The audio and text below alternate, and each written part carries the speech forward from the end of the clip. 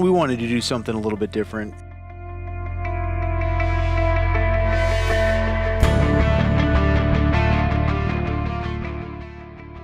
An angler who kept an undersized muskie, okay? The subject was located. We found this guy. The muskie meat was located in his refrigerator, and the muskie carcass was located in a friend's chicken pen. Wow.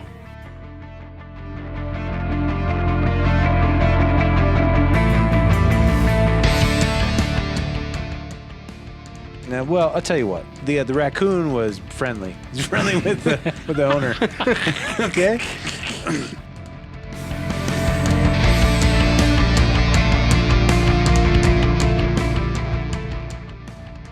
Thank God for social media. That's all I'm saying. Weeds out the idiots.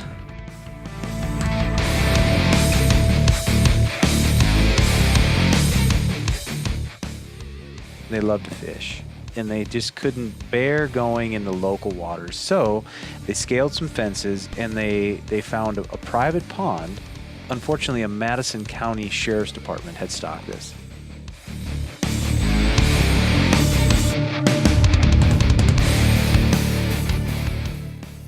This is just tip of the iceberg here. There's more? Oh, gosh, yeah. I got a lot more of these.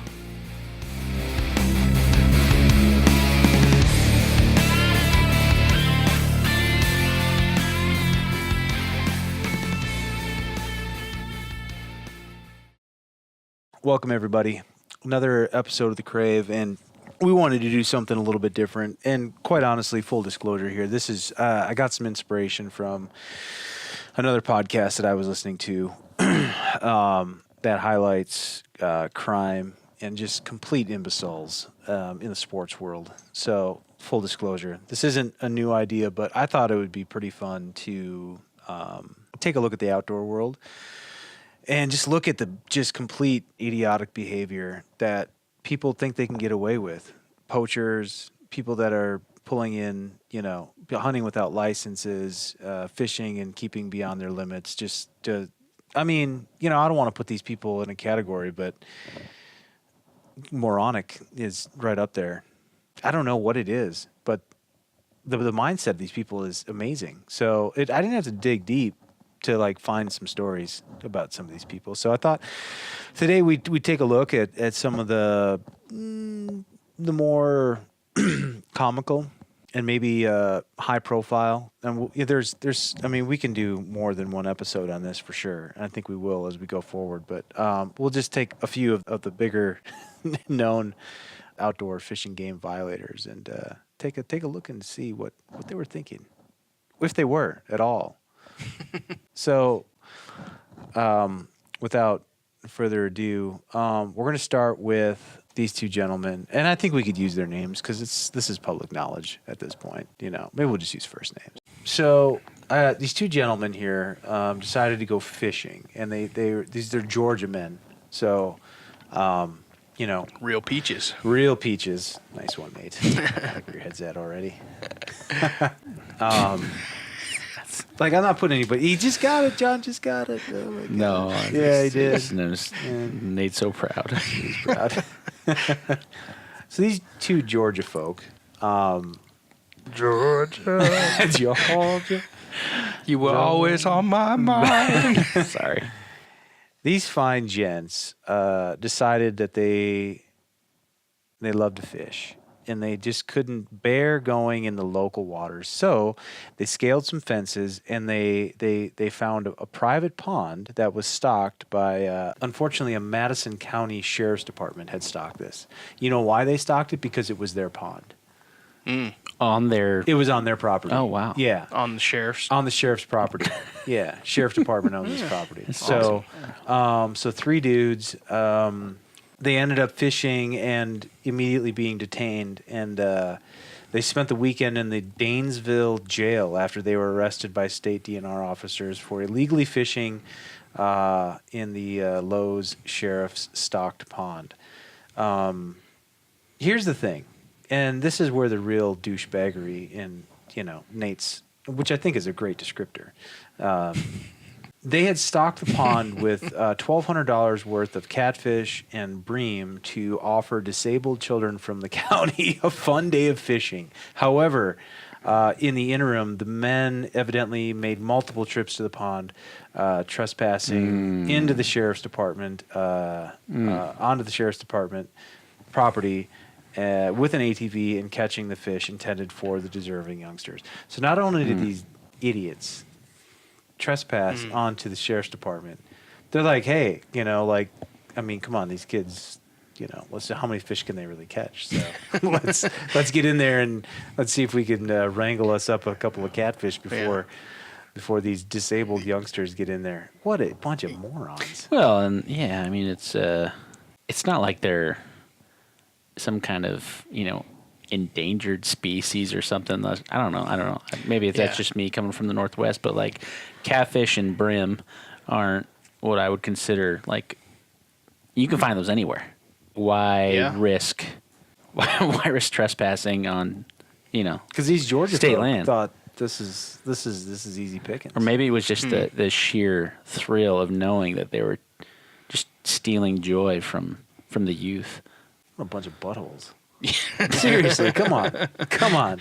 Wait. Agreed. Were they fishing barbellas though? I mean, bow fishing. Do you think that? Yeah, right. Yeah. It's okay then. So, needless to say, the Associated Press did report that Brian, again, I'm just going to use some first names here, Brian, Michael, and Christopher were released from jail after paying a fine of $360 to restock the pond. And it all worked out. So That's still pretty steep. You So, can buy a like, lot what's of catfish from the market Yeah, for you can. $360. yeah. I mean, what do you think? Were they noodling? Were they noodling or like rod and They're reeling? going in for a noodle? Yeah. Hey, let's A lot. Those are some big brim. let's go down. Let's go down to the sheriff's department, scale the fence, get in there, noodle some catfish that are intended for the disabled kids. Come on, Yeah. dude. Do you think they knew? Piss poor. Do you think they just got like word like, hey, dude, this pond was just stocked. Let's go get Yeah. it. It's not like you're breaking Or do you into think they a- actually knew? Like They're bringing in hey, the bus with the kids. Yeah. Let's get in there before they got in. Right. And, Yeah. First come, first serve, Yeah. bitches. Hey. Come on. What a Should have idiot. been here last week. Wheels. Oh, I'm sorry. Wheels. That's bad. oh, here comes the pudding bus. All right. So It's horrible. next up, That's horrible. this is just tip of the iceberg here. Oh, there's more? Oh gosh, yeah, I got a lot more. of these. Wow. Okay, here. Pull this one from Wisconsin fishing. Well, it's the what is it? Sportsman's page. I can't remember what it's called. Keep it moving. Keep her moving. Warden Joe Paul of Phillips, Wisconsin. That's in the northern part there, eh? You know, Up there? north. Oh, up north, yeah, up there. Oofda. Even they know where the Rogers are.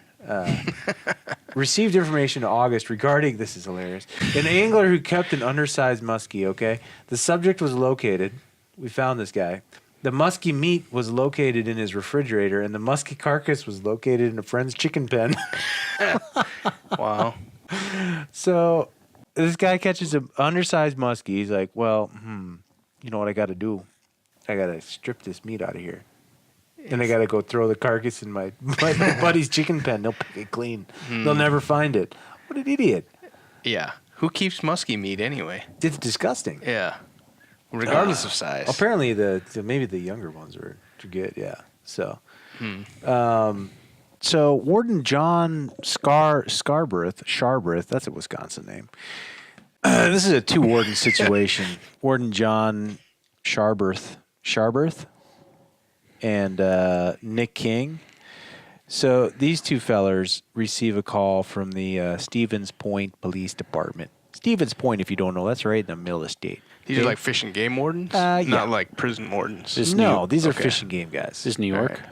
No, this is also Wisconsin. Oh, Yeah, Wisconsin. Scunny. Did you think that was a New York accent? it sounded kind of New York. Did not at all.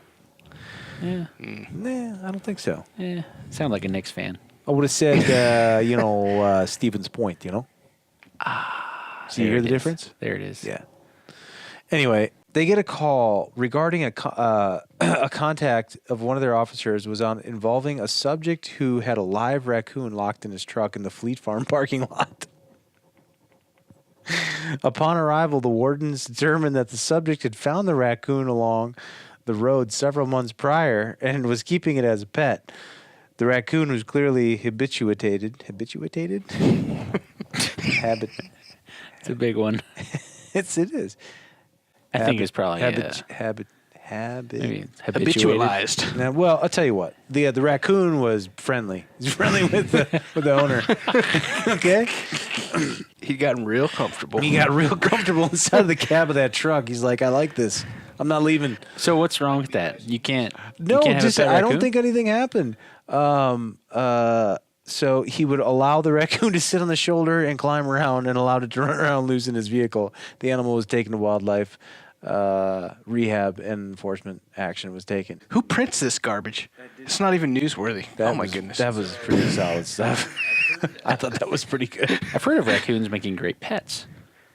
Yeah. So you can't say one.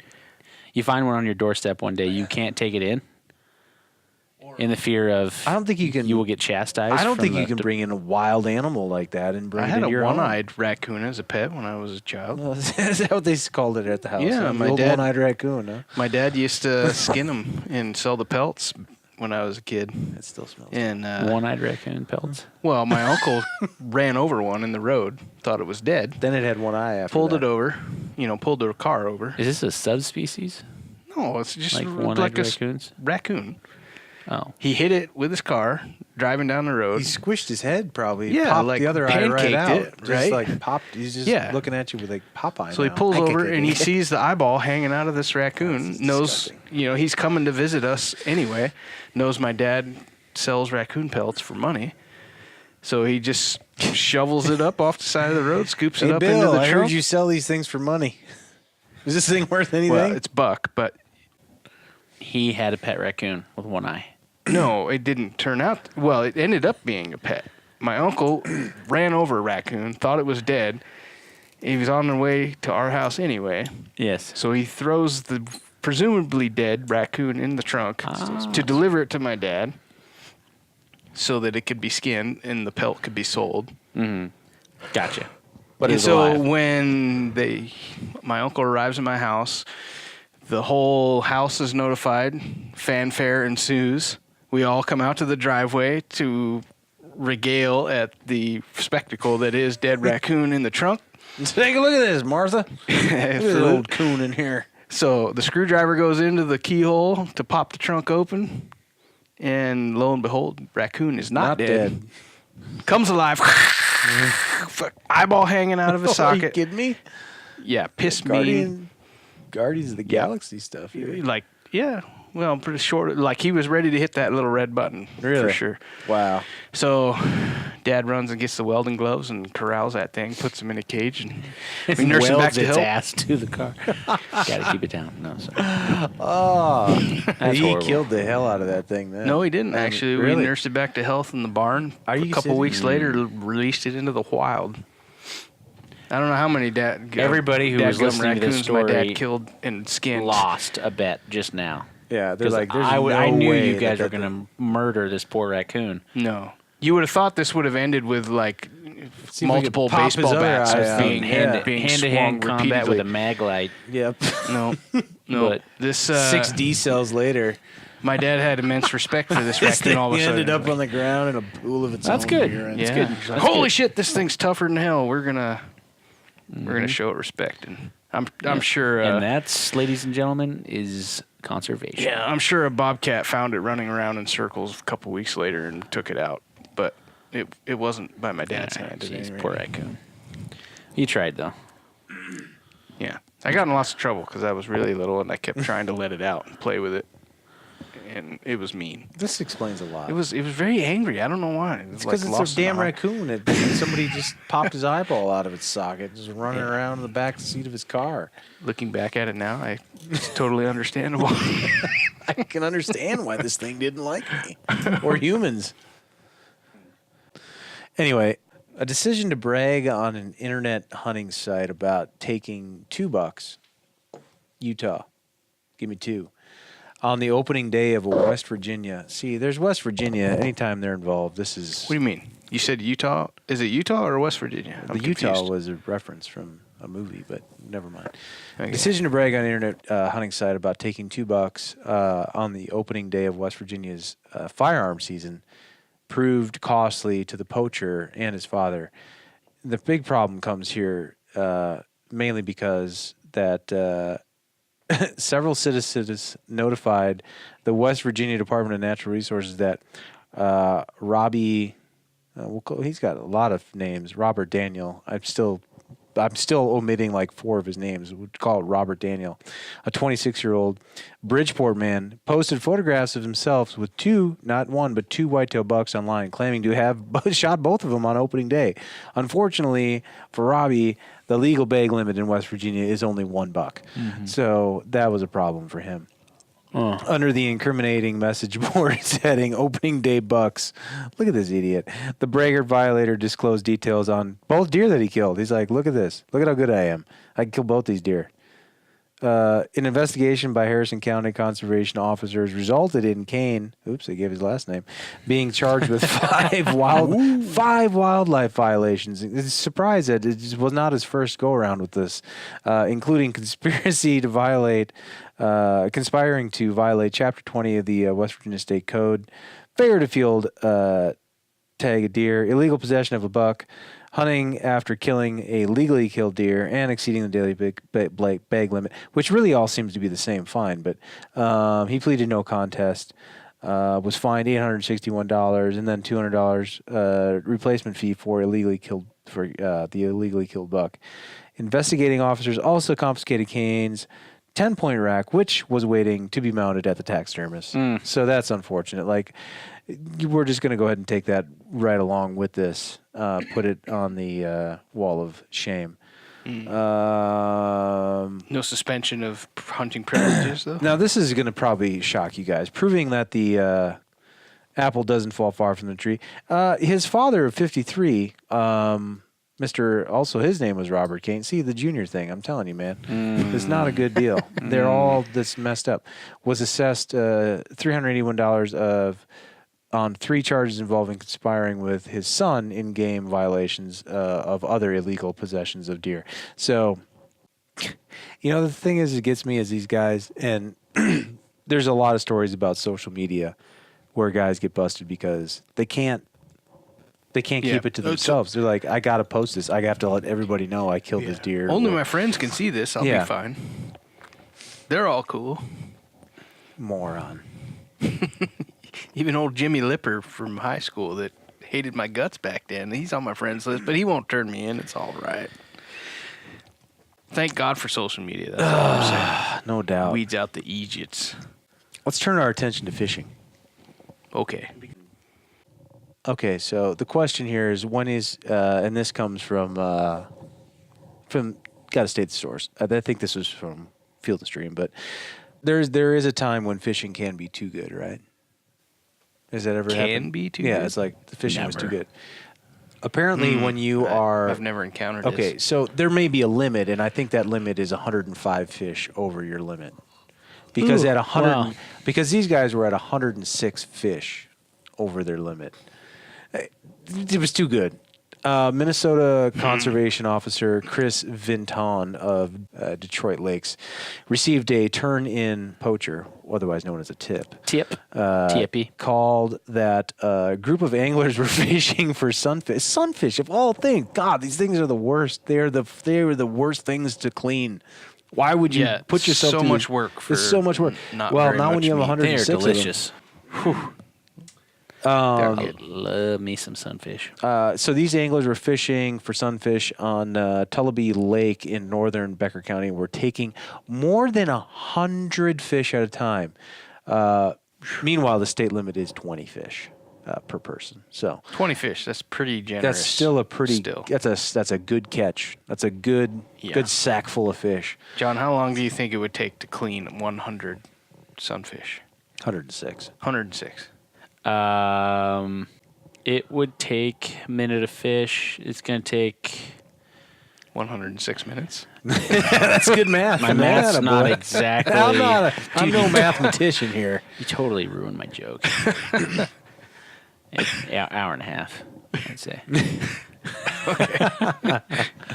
You strung it out too long. Sorry, man. So the fishing game had a That's description. moving, though. That's cooking. That's cooking. Yeah, Yeah, 1 minute. They make those 1 minute per tumblers? sunfish. You guys Yeah. ever see those tumblers where there's like a descaler, like you throw them in? And I never seen. I thought they called that the ninja the tumbler. That's good. That's good sunfish. pate. No, it's no. I wouldn't use that. So- Just fillet 'em. So the law, Johnny Law here, they checked the lake every other day for several weeks until the group reappeared. Then, joined by another officer, he followed the anglers to a nearby cabin. After receiving permission to search the cabin, they're like, "Sure, come in. We got nothing to hide." Officers found 85 sunfish in a bucket and another 61 partially frozen, which got to be smelling delicious in that cabin at this point. It's another 61 partially frozen, nasty ass sunfish. As a result, Jeff, I can't pronounce his last name, and Donald, also equally as tough last name, were each cited for possessing 53 sunfish over the limit. The citation carries a maximum fine, of over $1,000, restitution of $265 sunfish. and possibly a penalty of 90 days in jail. Blah blah blah. How many servings of old fashions were also They discovered probably on site? offered these guys. They're like, "Hey, you want to come in and check out our sunfish? Have a couple old fashions, yeah." And here's the good thing: the DNR press release said that both anglers kept commenting that they could not stop and the fishing was just too good. So there you go. It's too good. I can't stop. What are you doing? You can't That's stop just- me. this is- Keep fishing. There's Just so let them many go. fish. That's Catch Let and 'em go. release. That's so many fish.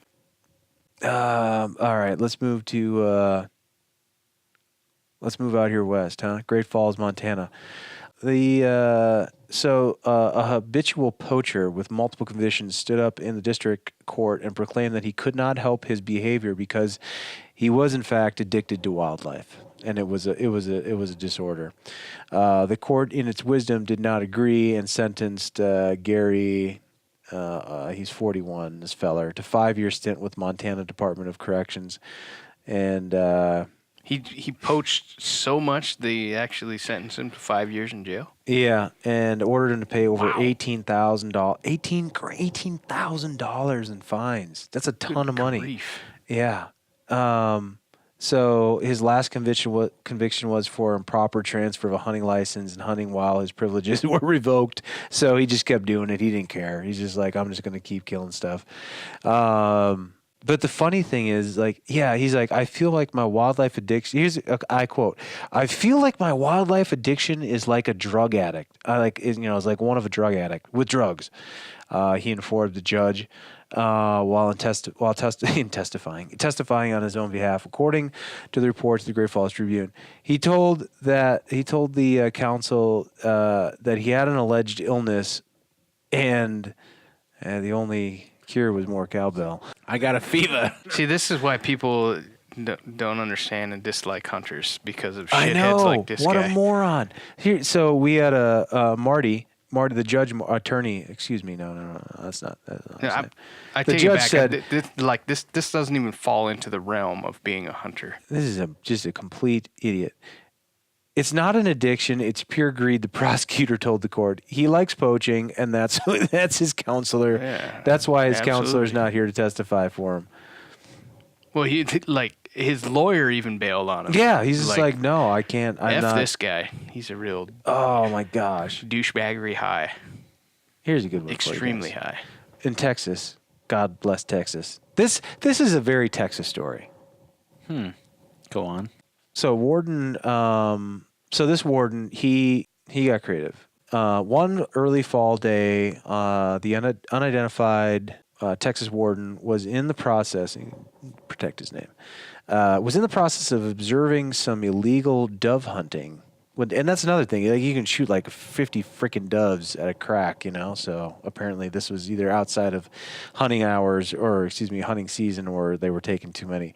But I don't think it's quite 50, but it's a lot. It's a lot of doves. You can shoot just a grip. As our good friend Kurt would say, a pod of doves. I'm pretty sure it's over 1 million doves are killed every year in Texas. I'm pretty sure I heard that's that just by number. car too. I mean, that's not even by guns. So, so this feller, this warden is watching some illegal dove activity from a distance and trying to deter. So here's it. He's like, I'm in Texas. If I approach these guys who are very obviously like they're illegally shooting these doves, I'm going to get my ass shot. So he's wondering how I can advance safely and strategically. About that time, the officer reportedly heard a vehicle approaching from his rear. Should have taken his boots off. Went socks. Right, went socks. He would have got right in on Yep. them. At first, he thought it was more hunters coming to join the ones he was watching, but he soon realized it was the pizza delivery truck. Ooh. With Don't mind. and maybe he was just hungry. But brilliantly, he deduced, okay, so basically the warden's like, hey, this pizza truck is like out here in the middle of nowhere. He's obviously going to deliver pizza. And that's the cool thing. Like if you're in Texas and you're out shooting doves, you're like, hey, you guys hungry? Yeah, let's call Little Caesars. They'll deliver right out here to the fucking back 40. Mm-hmm. Let's do it. So he stops the truck and he convinced the driver that he needed some assistance for the remainder of his route. And the warden was chauffeured directly into the group of unsuspecting game violators so he wouldn't get his butt shot. And where he politely delivered some pizza and also some citations. So he hopped in the truck with the pizza guy, and he's like, they pull up, and they're like, oh, great, like we got 2 pepperonis, and you guys are also violating. And here's a big pile of, go pound salt. We're winding down here, but I got... Wake up, John. Wake up. All right, I got one more. And finally, as we put a bow on this... tale of morons. A convenience store surveillance tape and some good old-fashioned detective work led to the arrest and conviction of a pair of Wyoming mule deer poachers. See, I'm just following up on the deer that are just so close to our hearts. Mule deer. Yeah, just some lonely mule deer poachers.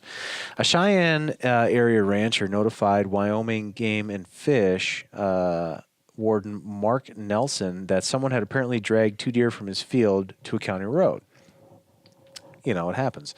Upon investigating the scene, Nelson found what was determined to be, you got your deer blood.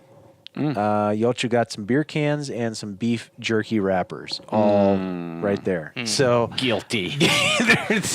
These guys are like, just, I don't know what to do with this Michelob Ultra, Golden Ultra can. Let's just chuck it out the window next to the crime scene here.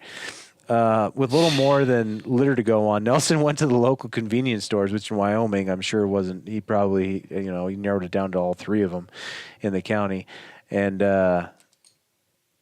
he inquired if anyone had purchased a specific combination of beer and beef jerky in the previous afternoon. Not only did the clerk confirm such a purchase, but he also provided surveillance tapes of said customer. As a result, Frank E., and we'll leave his last name out of this, 35 of Cheyenne, was charged with wanton destruction of a mule deer, taking mule deer out of season, and being accessory to each of the charges. His nephew, Adam, unfortunately, 20-year-old Adam, was charged with taking mule deer out of season as well, and also accessory to the charge. They were fined $820 each, and were ordered to pay restitution to the state. Oh my gosh. So remember, if you're going to violate, make sure you pick up your shit. Pick up your garbage. Pick up your beer cans. Yeah. That's why you buy better your yet, gas. don't drink beer while you're hunting. That's why you buy your gas, your pepperoni, and your... What else do they buy? Beer. Beer. 3 different locations. 3 different locations. Keep your empties inside the cab. Yep. Mm-hmm. Drive it in, drive it out. No trace poaching, people. Come on. No trace. Leave no trace. Leave only photographs and footprints. So, I mean, there's some hefty fines. As the one people got, they were $18,000 they were in for it. Yeah. $18,000. Yeah, and 5 years in jail. Yeah. Yeah. It's not worth it. Definitely, there's a problem there. There's a mental deficiency. I don't know if I'd call it an addiction, I don't know what I'd call it. Well, you bring up an interesting point because, we all like to say like, hey, it's all good. We just want to go out and we want to, provide for our family and, fill the freezer and that sort of thing. But let's cut all that BS. So I'm like, we all like to shoot. I'm like, we're sitting here in a room with a bunch of, antler hanging on the wall. And it's like, you want to shoot something that you can put on the wall, right? So I think a lot of this stems from, and don't get me wrong, I'm sure there's a lot of people out there that they harvest deer out of season because, they do need to feed their family. Fine. But there's a hell of a lot more people that just want to shoot a big buck. Yeah. And they want to brag about it. Oh, absolutely. And that's or they're such harvesting horseshit. all that meat and they're selling it to friends. Or, Sure. maybe not friends and family, but they're financially gaining from it one way or another. Yeah. So I think we'll do another session of this sometime down the road. There's a lot of stories out there. Unfortunately, yes. Yeah, there is. So, in fact, we've had a couple here in our backyards in the last couple of years. yeah, big ones. Big poaching rings. Yeah. Big poaching rings with dozens of people and unfortunately, hundreds of elk and deer both involved. So we'll do In a little. in a Actually, one-year that's a good span. point. We'll do a little digging on that. We'll try to get you maybe a few, like some more specifics on some of these bigger stories and bring. There's a lot of details that kind of go without being heard, I think, in a lot of these cases. So we should check into that. Mm-hmm. Because a lot Yeah. of, in some of these cases, like the one that you're talking about, the most recent one in Oregon here, I mean, those people, they got away with it for a long time. I mean, They absolutely did. All right, so we hope you enjoyed the foray into the poaching and violating. We'll bring you more of those and Turn it TIP people. Seriously. turn in poachers. Do it. And if you're a poacher, clean it up. Yeah. Pick up your beer cans and your freaking beef jerky wrappers. So Let the cats fish. It's for the kids. It's for the kids. No shit. And shout out to all the game wardens out there that are dealing with these shitheads too. Yeah, good job. We appreciate you out there watching our backs and watching everybody else's. So, as usual, hey, if you got 30 seconds, just break away and give us a review on iTunes. It means all the difference in the world. It means so much. So, just if you like what you hear and you want us to keep, it takes, it doesn't seem like it, I'm sure, but with this quality, but it does take a lot of money to keep, to keep us going and the research and the travel that we do to find some stories to do and recording equipment and business licenses and all that stuff. So, give us reviews and help us, shoot us up the charts. It doesn't take long, and let us know what you think, and it really does help a lot. So hop onto iTunes, give us a review, give us a rating, and we really appreciate it. We'll try to shout out any of the reviews that we get and let you know that you're being heard. So we appreciate it. Thanks for listening.